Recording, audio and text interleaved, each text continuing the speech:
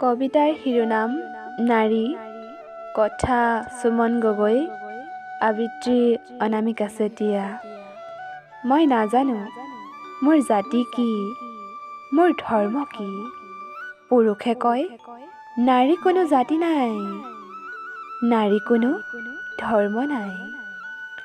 নাজানো মই কাৰ্বি নে তিৱা, মৰাণ নে মটক, শদিয়াৰ নে ধুবুৰী। নাজানো মই হিন্দু নে খ্ৰীষ্টান, ইছলাম নে বৌদ্ধিষ্ট। জানো মাথো মই নাৰী, নাৰী চলনা মই ঘৰ পাতিবও জানো আৰু ভাঙিবও জানো। মোৰ অবিহনে কোনো সফল নহয়। জানো মাথো মই নাৰী। পুৰুষে কয় নাৰী বোলে অবলা, যেতিয়া নাৰীৰ উঠিব গোসানী ৰূপ, গম পাবা তেতিয়া বজাই দিব তবলা।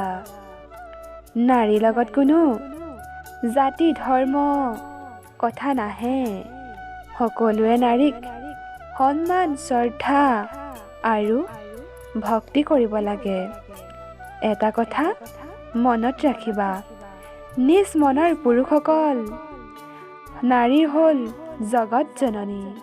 ধন্যবাদ।